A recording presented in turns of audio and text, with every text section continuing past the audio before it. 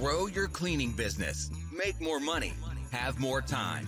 This is the Profit Cleaners Podcast with your hosts, Brandon Condry and Brandon Shane. All right, everybody, we're going to jump right into the show, and we've got some amazing special guests, some mastermind students joining us today on this special podcast. So we've got Grin and Rochelle, and we're going to jump into it. They're going to share their story, recently starting a cleaning business, coming from the real estate industry, and I'm just super excited to hear all the progress you guys have made. You guys have been on the coaching calls in the past, just month or so, and made a lot of progress. It's really, really exciting. So why don't you guys just start out telling us a little bit about your backstory, who you guys are, where your business is located, the name of your business if you want to share it, and just anything to get going. Share that story. Let's jump into it, guys. Yeah, for sure. Hey guys, my name is Grin. This is my wife, Rochelle. So our background, we are real estate investors. Well, from the beginning, I was born in the Philippines, moved to Hawaii when I was 16. That's when I met my, that time we were boyfriend, girlfriends, high school sweethearts and all that. So she was born and raised in Hawaii on Maui. And then, a few years after that, we decided to invest in real estate. We tried to do it in Hawaii. It's just we couldn't make it happen. It's too expensive. So we took a leap of faith. We moved to Arizona, and that's when we started our journey for real estate. So we invested in multifamily, single families, Airbnbs, things like that. So basically, what we do in real estate is that we buy a distressed property. We do a value add, renovate it, fix it up, and so that the value will go up, so that it will be profitable and the cash flow is better if we rent it out. So we've done that in our long-term rentals and also short-term rentals. So again, we love real estate. Real estate gave us the opportunity to travel all over the world, to have the freedom to be an entrepreneur, build things, do things, and also at the same time, it's a great wealth builder. And I also recommend those high earner income people to maybe purchase a real estate, invest in real estate, so you can have like those tax breaks and all those things. So again, it's a great vehicle for us to get into business, to do the things that we love.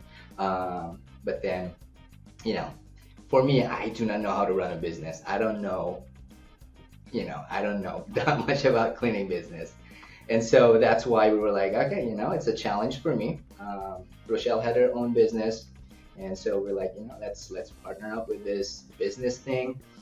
I've done startups. I've done, Handyman and all those things, but it didn't work out. So we decided. How did you make the jump from real estate investing to anything else? Because it sounds like real estate investing was going pretty well. So what was the impetus for Handyman trying and cleaning trying? It's a great question. So one of the biggest reason was the market. A few years ago, we were just like, okay, it seems like the market is not in our favor, so let's do something different. Let's start a business, or let's buy a business, and we saw a great opportunity owning a business, because owning a business actually is better in cash flow versus real estate. It depends on the real estate that you invest in, but for us at that time, we see the great benefit of owning a business. But we took a route of just buying one. Sure. And so what I would say is that there's similarity of real estate investing and buying a business. Like, for example, right, for us, we buy a distressed property, we fix it up, and the value will go up. For business, we buy a business that is maybe not operating well. They probably don't have like good operations. They probably don't have good branding. They probably don't have good marketing, sales, all those things. So we buy it and then we fix it up and, hoping that it will grow and be So profitable. is the goal to flip it like a distressed property? You're going to improve the business and then sell it to someone else? Or are you going to buy and hold? We love to buy and hold. So that is the goal. So we do have a BHAG. So it's a 10-year goal, 10-year goals, and we'll stick with that. Sure. Perfect. Yeah. So can you tell me how you went about finding this distressed business that you invested in? Why was it cleaning? Like you said, you wanted to start a business. I know there was a handyman thing, but what steered you towards cleaning? And more importantly, how did you find the one that you ended up purchasing? Yeah. Go ahead, Rochelle. Well, we were brainstorming for a while what line of business would be the best and would make the most sense for us to get into. And because we have a background in real estate investing and running short-term rentals, because we've invested in those properties, we were really familiar with working with short-term rental cleaners. And that was actually the first jump that we made when we decided to buy a business. The first one that we purchased was a short-term rental cleaning and property management business. So that was right in our alley. We knew what the expectations were. We knew the style of cleans that homeowners were expecting. And then that's kind of when we started deciding, like, all right, we need to diversify a little bit because the short-term rental cleaning space is a little volatile. Especially being in Arizona, where we're a very seasonal market for short-term rentals. So Sure. During the slow seasons, we're kind of just twiddling our thumbs. There's some business, but it's not consistent. So we were like, okay, people still need their houses cleaned, even if it's not a short-term rental. So maybe it would be beneficial for us to get into the residential cleaning space. That's not seasonal. That keeps going throughout the year, and I think it's close enough to what we're doing that we could share in the operations a little bit and not have it be too different. Sure. Perfect. I love it. So you guys were kind of already in the cleaning doing it, and you just saw a bigger opportunity, and you're like, let's go for it, right? Yeah, for Love sure. that. We really love that. The seasonality of the short-term rental space it's great because it brings a lot of returns during the high season, but then during the slow season, you're kind of like, all right, can we keep doing this or what? Yeah, keep going. Yeah. So what are we've shied away from Airbnb cleaning in the past. We've messed around with it with a couple. The issue we've run into time and time again is that the two business models are at odds with each other. So we have recurring customers that are high lifetime value because they're paying us $5,000 to $7,000 every year that they stay on as a customer. And then you have these short-term rentals, which are great for like a single clean here and there. And like you sign up a client, you're obviously going to clean them a lot. But the problem on our end was that the scheduling was like super erratic, and you would get last minute bookings, and that means we have to throw in a last minute clean tomorrow morning. So how are you, dealing with that difference in business delivery? Like it's two different products essentially. So how are you managing those two sides? Yeah, so we have two different delivery teams. We have a dedicated short-term rental cleaning team and a dedicated residential cleaning team. And the reason why we decided to separate the two is because, like you mentioned, they're two different products and the expectations are a bit different. I find the profile of a short-term rental cleaner to be different from the profile of a residential cleaner, whereas a short-term rental cleaner has to be kind of a pseudo artist or like a stager almost, because Sure. You don't only have to clean the property, you have to stage it too, and you have to really love that side of it to be able to do it continuously. And sometimes they're like restocking the gift thing when they come in, and They are. like if you're offering food, like all that has to be restocked. Like it is kind of a quasi in between, and this is probably one of the reasons that we shied away from it, because we got so good at the recurring stuff with a team setting that trying to throw in these last minute ones, we were just trying to avoid pissing off the recurring customers that are paying many $1,000s a year. So we've always contemplated that if we ever did it, we would have to set up like a separate business division that just did that. So it's good to know that you also came to the same conclusion. Yeah, for sure. They definitely have to love delighting the guest, I guess is the best way to say it. Like they have to be really excited about putting those gift baskets together and putting out a bottle of wine and doing all the special pretty stuff. What I love about our cleaners also is that they love cleaning Airbnbs because once they get there, they have so much surprises. Like you have can of beers, you have like all these unopened foods.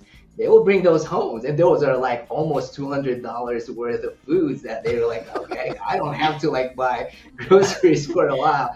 So and also they just love the no one's bothering them, and it's just like so they make things so pretty and all that stuff. So yeah, Sure. our cleaners love doing those. Awesome. I was curious, Grin and Rochelle, like when you guys were looking to get into the business originally, what kind of prompted you to say this business, or like what were the things that were underperforming or lacking that you saw an opportunity and you were like, hey, if we took this over, we could do this and this and this and improve this? Like what were the things you saw when you came across that business originally? At least for me, well, I know we chatted about this, but the biggest thing for me was the operations. And for the residential cleaning side specifically, we saw how in the business the two owners were. One of the owners was cleaning full time and the other owner was doing full-time back-end ops. And that's just, we don't see that as a sustainable model. There's only so much growth you can do from there. So that was a huge opportunity for us because we're pretty experienced in turning something to be more hands-off. Delegating and all those things. Yeah. And we knew that there were resources like the Profit Cleaners course to utilize to be able to really scale and learn how to delegate in the most efficient way possible. Yeah. So actually, if I just have to interject. So the reason why we bought cleaning business was because I was listening to podcasts called Profit Cleaners. And so I was like, hey, if we can what can we do to make things faster, to make things like we don't have to like work too hard, do trial and errors. What can we do? Like I was listening to Profit Cleaners. They mentioned about their courses. And so we're like, let's check it out. And we were like, yeah, this is the one. So we took the course. We know that there's so much great value on that. And then we just interjected to the business. And then now it's like the business is in steroids or something, so. Awesome. So, yeah, great.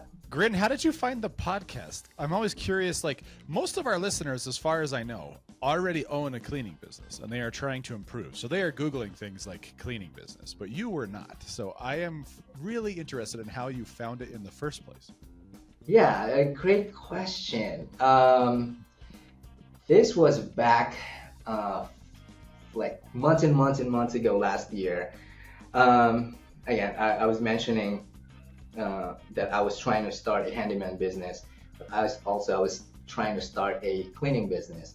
But I went on the handyman business just because I kind of know how to do renovations and all those things. But for cleaning, I am not really too sure. And so I'm like, okay, let me just listen to podcasts. So I listened to like multiple podcasts. They also have different courses. I checked out their courses, and I landed to your guys' course because I feel like this is the one. And so I was just trying to like gain knowledge on how to like run a cleaning business or start a cleaning business. And so so I landed to Profit Cleaners, and that's how I found you guys. Spotify, just going to Spotify. Yeah.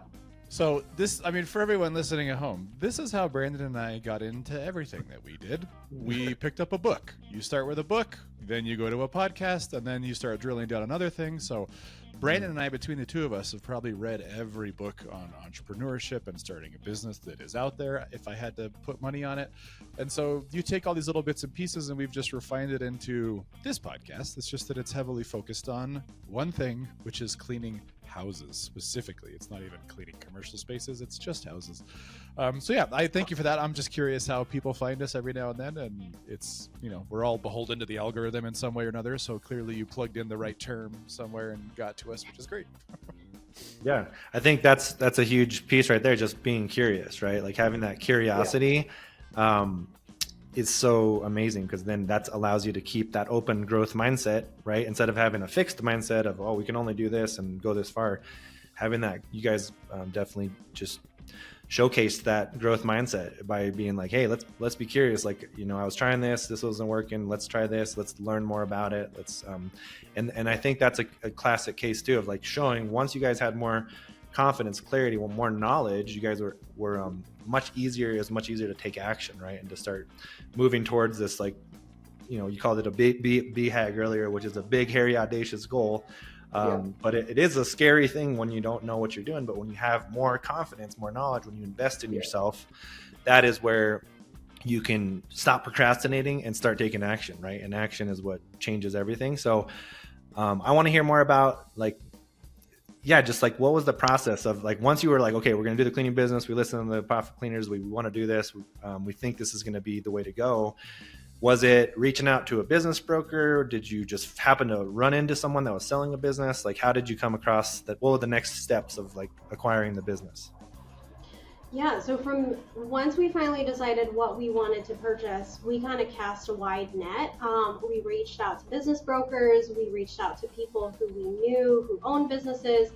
If they happened to know somebody who was selling their business, we reached out to our network online, our real estate network. Actually, we literally just cast a wide net and just let everyone that we knew know that we were looking to buy a business. And then from there, we kind of just funneled it into a smaller group until we finally decided which ones were interesting enough to reach out to and kind of get an initial due diligence started.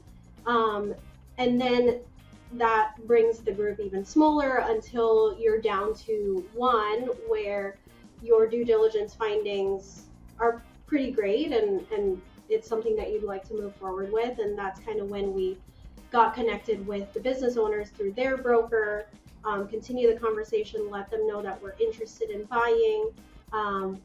We sign an LOI from there. Yep. And then that's kind of when the real due diligence started, and also the process of applying for an SBA loan, which could take at least it's at least a 3-month process. Yeah. So there's different ways to finance a business. There's a lot of ways. One of the traditional way is to finance it through bank or SBA loan. So SBA loan, it's a 10% down, which is really good.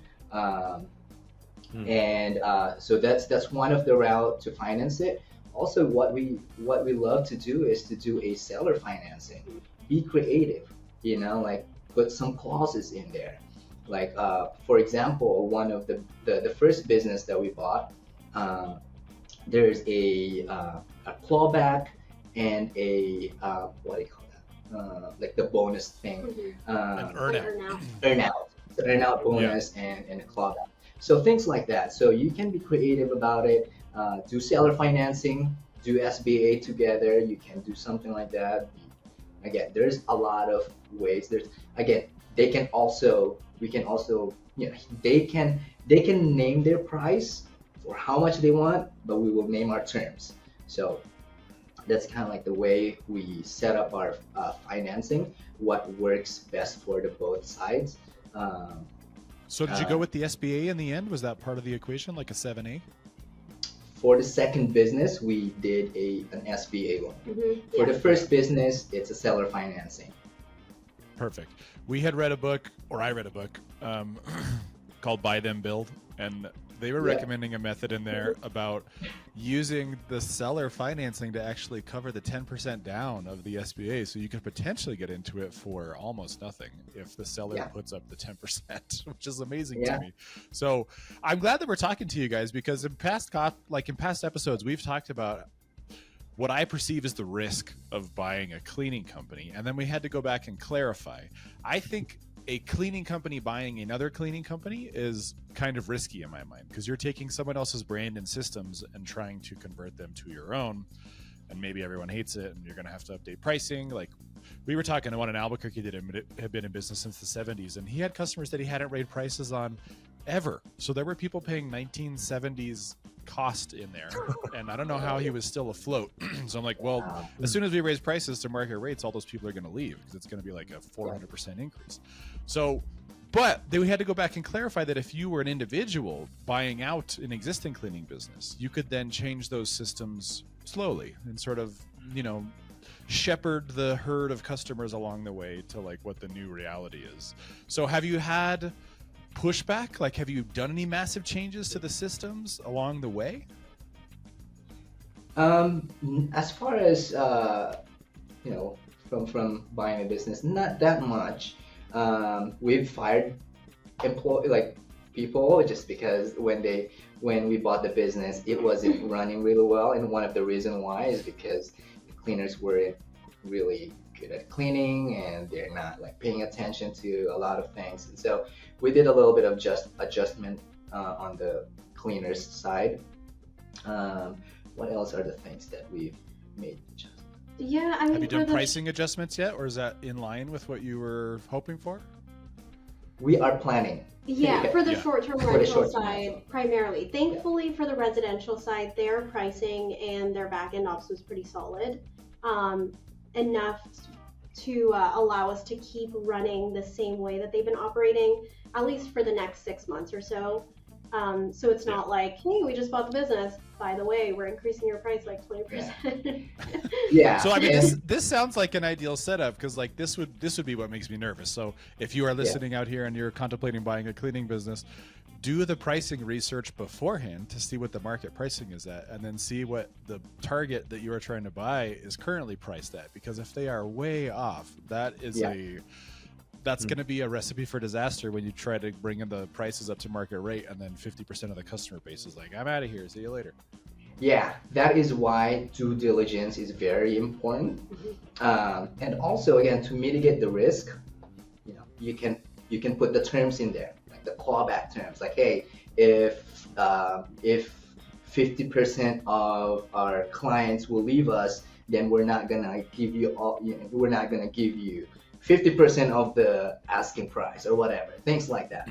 So again, just be creative on the terms, mitigate the risk from those terms, and you should be good. Perfect. I love So it you sounds guys like think it's done a lot of work. I like it. Yeah, I was just gonna say, it sounds like a lot of the thing, like these, a lot of times fears are just like not real, and and when you guys are showing that, like, you know, through creative financing, through creative terms, you guys were able to overcome some of those risks, like that we haven't done this yet, you know, but we always talk about it. We're thinking about doing it more, and it sounds like, if you guys are out there thinking about acquiring a business, do the due diligence, look at the pricing, and then put those kind of terms in the agreement, so that if things do go wrong, if a bunch of customers leave, if something bad happens, it's not on you. It's like, and that also incentivizes the seller to really want to make this work and really come to want to collaborate with you, right? To like make it all work, make sure the customers don't leave and the teams don't leave. And so, have you guys experienced any of that? Have you had to like collaborate more on that, or has everybody stayed for the most part and it's just all kept going? Or I'd say for the short-term rental side, during the transition phase, we did have a few customers leave, and we did have to put the clawback clause that we had into play. So it was a huge relief to know that we set that up properly and that it's working in our favor for sure. And a lot of it's the transitional pains, and also it was the pain of taking on the business that had cleaners that weren't necessarily meeting the quality standard that we were expecting. And so I think having the clawback clause in there worked in our favor for sure. Yeah. So just to be specific, this is the clawback term that we had. So we kept 15K. What do you call that? Like we will pay we will pay the owner the whole 15K if we hit the revenue of 300K, something like that. And so when we purchased the business, at that time it was already declining. It didn't hit the 300K, and so we didn't give them the 15K. So that's kind of like the basic of it. There's like a lot more specific to it, but yeah, of course. Yeah. We, like, when that guy had approached us in Albuquerque, I had pitched something like this, like, we'll pay your asking terms. However, I'm really nervous that you have these really low priced customers and we're going to come in and do it totally different price, totally different. They're all going to leave. And so I had suggested we'll break it up and we'll have this clawback where if it doesn't work, and he was really averse to that. He was like, well, I'm not in control of the business, so what if you guys are running it into the ground? And I just tried to point to like our reviews and reputation as like, we're not running it into the ground. Like, that's not our goal. Like, I'm not going to try and torpedo this business to pay you less. And he just wouldn't handle it. So did your seller, were they okay with this clawback clause, or was there some pushback on that? So actually, coincidentally, another business that we were looking to purchase after this first one, we were also looking to sell or finance it. And the owner had a lot of pushback on the clawback clause for the same reason that you're saying. She was like, what if, I'm not going to be the owner of the business anymore? What if you guys just underperform? Why do I have to suffer for that?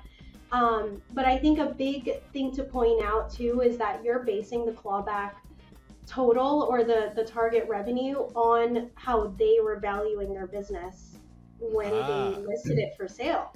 So we based it off of what they're saying their revenue is, or at least what the average of their revenue has been in the last few years that they've owned it. So it's not like we're putting out this astronomical number that is impossible to hit and is like setting us up for failure. It's a very realistic number based on their previous revenue. Yep. Okay. So there you go. This is what we're talking about right now, is one of my favorite parts about business in general. Like, there are essentially no rules. So you have an attorney, they have an attorney. We're going to make up our own rules and put it in this document that we both sign. So as long as we both agree to the rules that we all set, then we're good. And so this is one of the things that I like. You have to get creative about it. You can put any terms and conditions on it you want. As soon as someone signs on the line, we are set and we can keep going. And I do think taking a look at, this is part of the due diligence, right? So like, you listed it for sale at X with revenue goals of Y. So we're going to hold you to that with this clawback clause. And I do like that they pushed back on that. And you just pointed back to this figure. Like, that's what you said it was worth. So if it's not, then we'll go find another one. And that's what you did. And so this is the big game of business. I like it. Yeah. And if it, again, you want them to feel good also, right? Like, hey, I'm going to run this business really well. I'm going to put some operation, like make this really profitable business. And if it does, you're going to get paid more. Yeah. You're going to get all this bonus. Yeah. So, it's perfect. Try to make it as a win-win situation for everyone. Yes, I like it. I was just curious, Grin Rochelle, like the other business before the cleaning business was a handyman business. What do you think in hindsight, just looking back in hindsight, what do you think went wrong there? Why did that business not succeed? And in the cleaning business seems to be taking off more. What do you think the difference was there? Great question. Rochelle wasn't part of it. So. There you go. That's why Grin said he doesn't know how to run a business. So that's what happened. Yeah, when I started the business, I tried to do it my own. I have so much ideas. I am such a visionary type of person. Like, I have like, all right, I want to create this. I want to build this. I'm gonna target this. I'm gonna target that. I'm all over the place.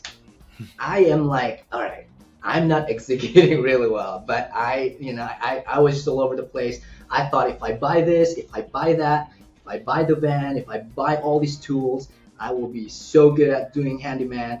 But the backside, I'm like, I'm not closing anything, or I'm not like, I don't know how to market it. I don't know how to talk to customers. I don't know how to like, employ your customers, things like that. So, again, I thought I could make it happen. Again, startup, I've done, startup is pretty tough. But, some people really can make it work. But again, for me, when I started it, it wasn't really good, and I spent like more than 10K to start it, and it's just gone. So But you have all the tools, right? I have all the tools. I still have it at home. You know what's great is for the property management side of the short-term rental, we get to say that we have an in-house handyman. So that's a good selling point. Yeah. And also we can use that for the cleaning business. Yeah, so I was just about to say, this is like something that will be applicable on the residential side the longer that you are in business. You, like, if you want to make an omelet, you got to break a few eggs, is the saying. And we break stuff in customers' houses routinely.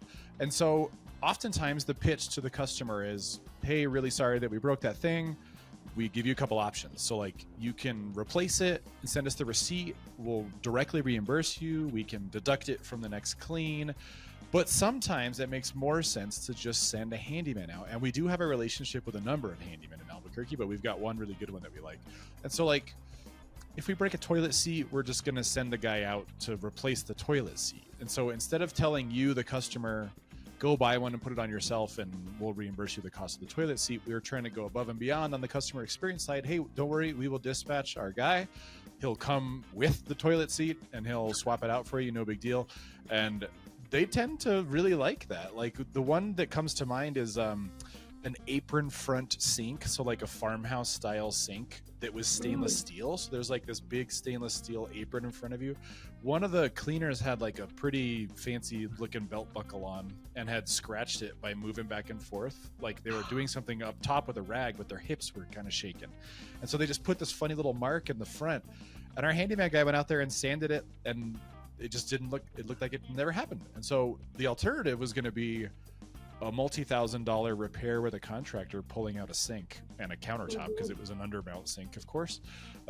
So yeah, like, I think that skill set is really important, especially for the little things. Like, we've broken ceiling fans that were probably not our responsibility. That ceiling fan was maybe 40 years old and like a blade fell off of it.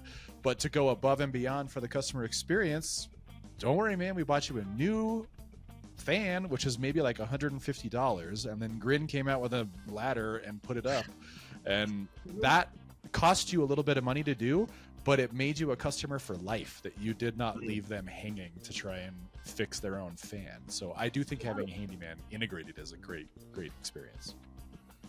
Yeah, I love that. So Grin and Rochelle, as you guys, I know you guys just closed on the business recently. Was it last week or the week before? Right? Sometime really recently. It was actually the end of January. Oh, end of January. I lost track of time. It was much further away ago. But what's been like since that's happened? You closed the deal. You did the due diligence. What, like, you guys have the knowledge and the systems in our coaching program, and you guys have been on a lot of coaching calls, which is awesome. But was it the training systems, or what was like the first thing you started implementing and updating, and like, what was the progress with that, and how did that go? Yeah, so the very first thing we implemented was actually the 3-person cleaning team and the training system. So we, after the old owners fully rolled off at the end of February, after that transition month, we had kind of an onboarding training session with our cleaning team, and just went through the videos and went through the checklist for a 3-person team, and really just set that expectation and made sure that we were all on the same page with that. Yeah. Very cool. How much pushback was there from the cleaners? This is a new system. Was it hard for them? Did they get it?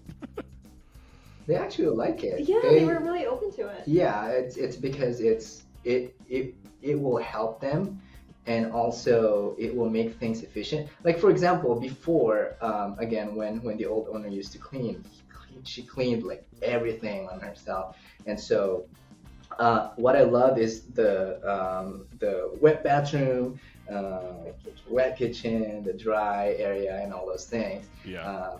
To like have them have their own spot, so that they don't have to like keep doing the same exact thing over and over. Yeah, so the variety is nice for the cleaners, because one person isn't stuck doing toilets all day long in every single house, because you're the one that's really good at toilets. So you get to rotate through it.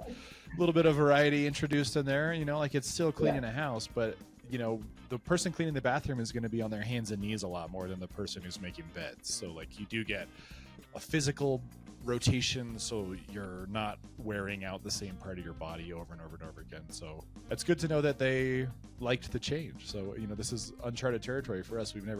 We trained the cleaners with those systems from day one, so that's all they know. But going into another business and being like, all right, it's totally different now, here's how you guys are going to do it, it's good to know that it's received well.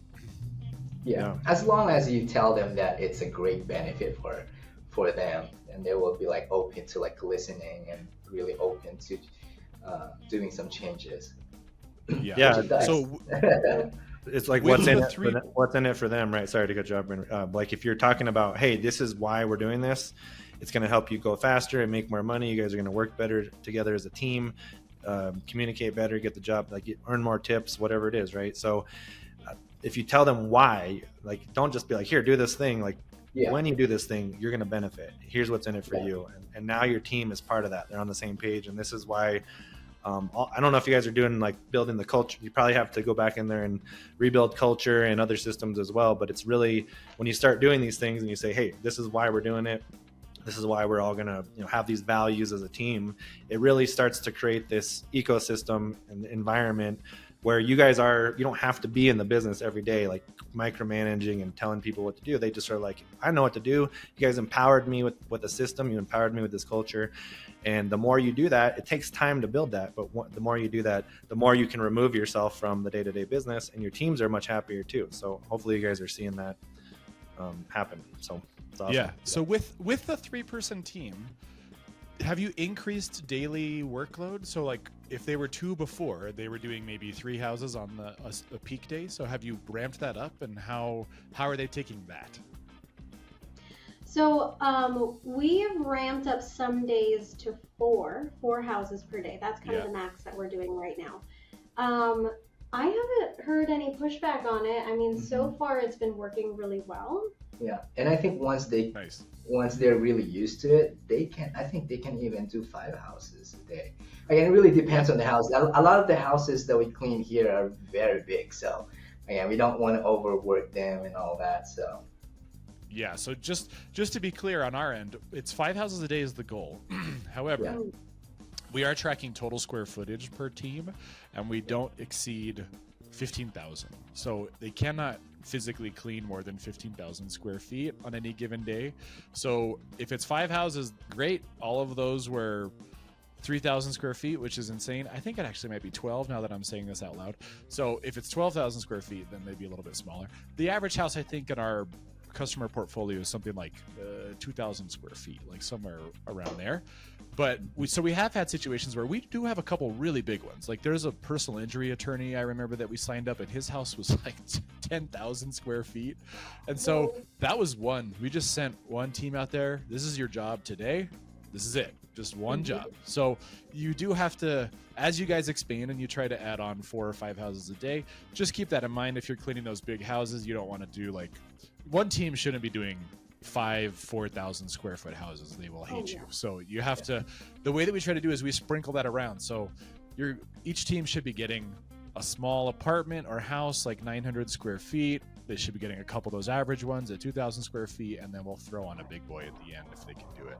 So, or at the beginning for that matter. But we do try and keep a level square footage thing across the board, just so everyone realizes that one team, we constantly get accused of favoritism. Like this is, I think, an ongoing theme where you guys will figure this out when you get a second team, because you only have one right now, but down the road you get a second one and they'll be like, why did that team get off at 3 and we're here until 5? Like you're giving them the better jobs. And so we actually had to make a report that our employee success person shows them every Monday during the team lead meeting that says, this is how many square feet you guys did every day last week. You'll notice that they're all basically the same. Like some days one team might have a cancellation. We can't fix that last minute, but we're certainly not loading up one team with huge houses and one team with super duper easy apartments. So just something to bear in mind in the future. Yeah, I like that. I like when you said that for, you don't want to really base it on the house that they're going to clean. I mean, the numbers of houses that they're going to clean, but basing it for square footage. Yeah, that's helpful. That's really helpful. I like that. So just another metric to keep an eye on and make sure that everyone's on the same page. Yeah, and another thing too, guys. The first team, I look back to our first team, our first couple teams really, and we didn't even have all these systems in place. But you know, as you grow, you say, like, what else can we do to improve? And you know, part of that was going from 3 houses a day, 4 houses a day, with practice, with repetition, with more of the training systems, with better incentives for, you know, just letting the teams know, hey, you guys can make more money. And you'll be recognized every week at these meetings and on our team chats and stuff when you guys are going the extra mile, which is one of our core values, is taking initiative, right, and being excellent. And so what we noticed was, like, we would be doing 3 houses a day, and the teams would be like, hey, we can't do anymore. They would take all day to do the 3 houses. However, when they had an instance of like, hey, we got to pick our kids up from school, they would finish at like 1 or 2 o'clock, and the whole team would be done earlier. So is that, I don't know if that's Murphy's Law or whatever law that is. If you have more, you probably remember, Brandon, but if you have more time, if you have more time, you'll use that entire time. If you have a designated piece of time, you will like shoot to hit that goal, right? So what we noticed with the teams is they weren't incentivized before, but as soon as we incentivized them and said, hey, you guys can make more money, you'll be recognized, you'll hit these other targets, they somehow magically made it work, right? And we were able to go from 3 houses to 4 houses to 5 houses a day with all of those systems combined, and just them getting recognized, them being able to make more money, they made it work, you know? So it's Parkinson's law. Parkinson's law is that your work will expand to fill the time allotted for its completion. There are some limits there. You can't be telling them that, like, hey, this is a 3,000 square foot house, we're giving you guys 45 minutes. Good luck. Like, it does need to be grounded in reality. But when we went from 4 houses to 5, I remember the teams laughed out loud at the meeting where we told them we were going to 5. And we had to push back on them, like, trust me, you guys can do this. And the big change there was that we got to a coverage density with enough teams that we were just able to silo them in certain neighborhoods during the day. So we call it districting, but you're going to stay in this one neighborhood all day long so that your drive time between jobs should be less than 10 minutes. When we had one team like you guys do, sometimes they were driving 45 minutes across the metro area because we only have one team. Like, that's how we scheduled it. So as soon as you start adding on teams, you're able to just finesse the schedule such that, all right, team 1's going to stay in this neighborhood on Mondays, and they're going to go to this other neighborhood on Tuesdays. And that was how we got the drive time down so low that we were able to start doing 5 houses a day. I think we have had certain situations with that square footage limit where we've even been able to do 6, just because they got lucky on a schedule and a bunch of them were in the same neighborhood and they were all very small. So I wouldn't aim for 6. I think that might be a little bit too hard on the cleaners, but 5 is certainly doable with the right schedule finesse of drive time. Yeah, absolutely. So I think you guys are in a great spot. I love that you guys, built this business, not from scratch, but through acquisition. You already had something going, and just want to encourage you guys. Yeah. As you ramp it up and get more teams, I think it only gets easier, because you'll get more and more used to, like Brandon said, how to finesse things. You'll have more people to work with, more ways to district the teams, be more efficient. And then you really start it now, start the culture and all these systems now. It's easier to do this when you're smaller.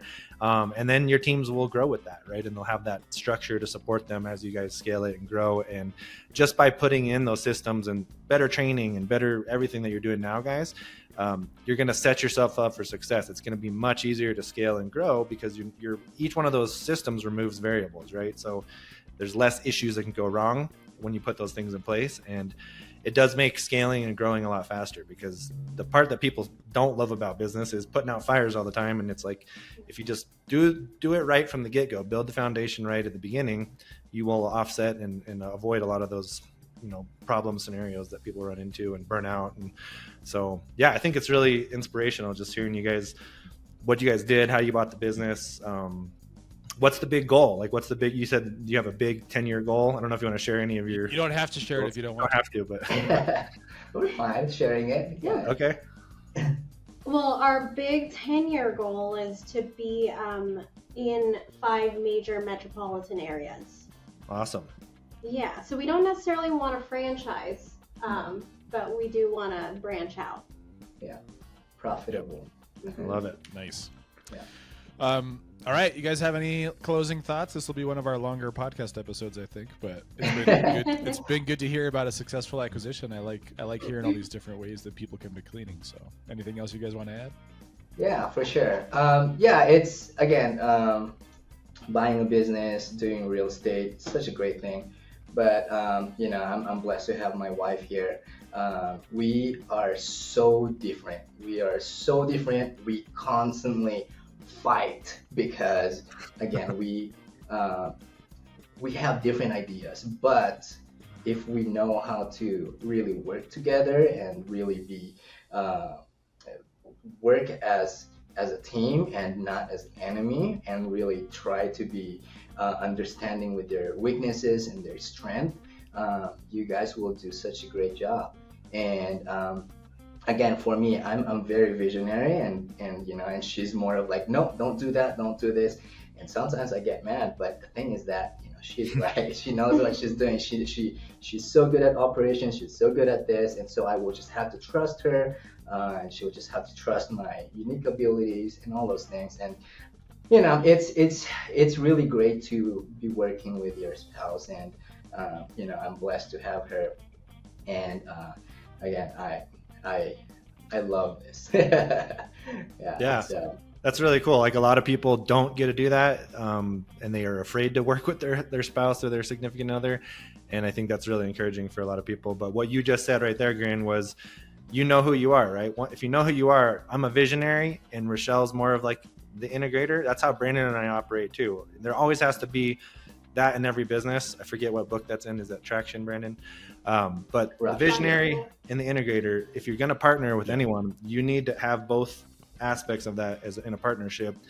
And so, yeah, if you're out there, you're the big idea, Grin, you're like, what about this? What about this? And you're kind of out there in the clouds. That's how I am sometimes. And then Brandon will bring me down to earth and be like, well, what, you know, and help me implement and like, you know, be more reality and logical about it. And so I love that you guys have that synergy there, you know, and just that there's that old saying that I always like to bring up, but the teamwork makes the dream work. It's the same with your teams, but it's like you guys working together, coming onto the same page and leading. That's really your job as leaders, is to steer the ship, create that big vision, that exciting vision. It feels historic. It feels like we're doing something big. Now people want to be part of it, right? So even though it feels like crazy sometimes, Grin, we need that. Every business needs a visionary, and then we need someone like Rochelle to bring you back down to earth and help you implement it and get it done and you know, run the business. But I love that you guys have that synergy. And for anyone listening out there, like that's kind of what it takes, is you kind of need both of those pieces to, in my opinion. I've run other businesses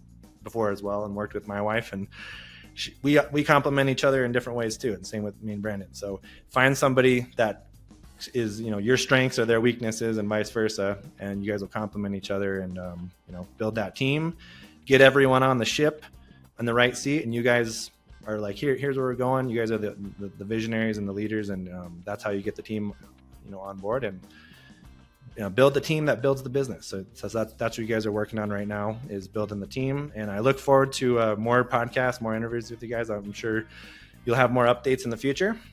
Yeah. I would love to hear more about how it's going, and as you guys ramp up more teams, it's going to be exciting, and I think everyone listening will be excited to hear as well how the acquisition goes and stuff. So keep us updated, guys. Yeah. Nicely done. Nicely done. All right. Thanks for joining us today. To get more info, including show notes, updates, trainings, and super cool free stuff, head over to ProfitCleaners.com. And remember, keep it clean.